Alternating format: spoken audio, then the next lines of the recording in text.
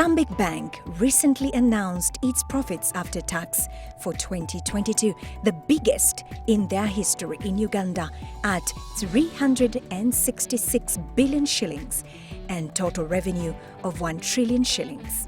Seeing Stanbic from an outsider's standpoint, that is the reputation that would follow the bank, the big moneymaker. But ask the bank from within, they insist this record profitability is squarely intertwined with real impact on people and the spirit to dare make decisions that follow 3 pillars, the cardinal one being people or customer focused, as Annette Chichoncho from the bank's business and commercial banking segment explains.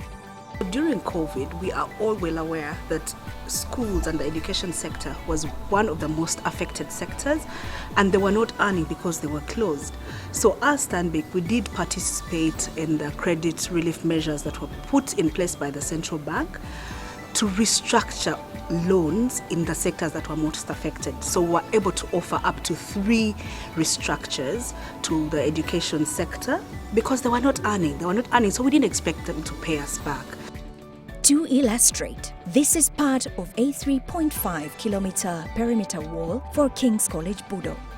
The school had a pressing need to protect its land from encroachers and had nowhere to turn to raise the billions that would fence the wall quickly. The school bursar, Mr. Robert Kalumba, admits the Stanbic intervention was timely.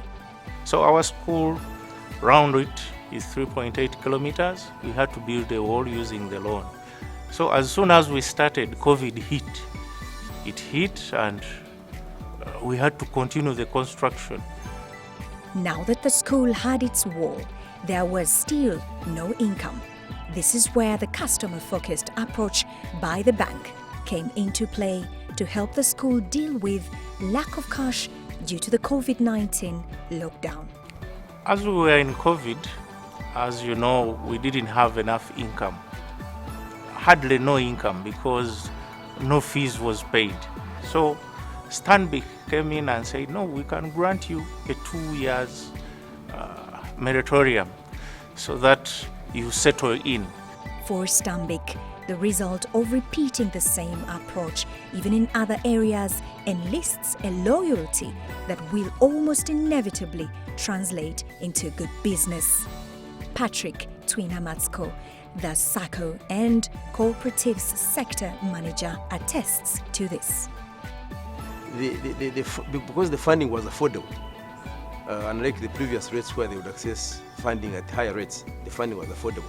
Most of the people were able to get back into business. Those who are in milk production were able to restock.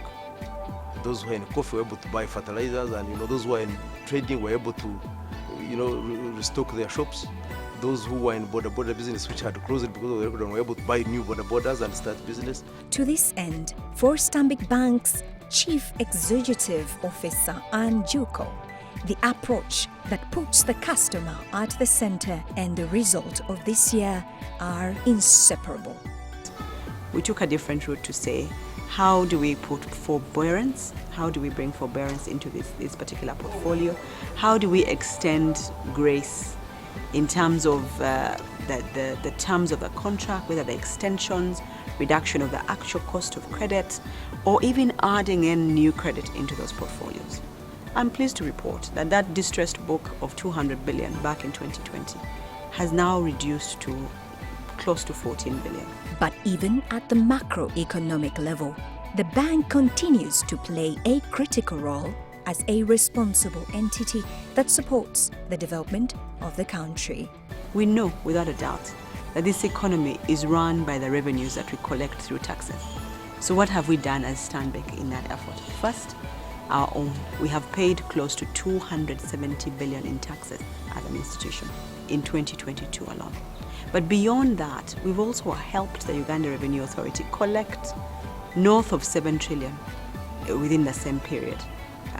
And this goes to the same kitty where all the development programs run by government are funded from.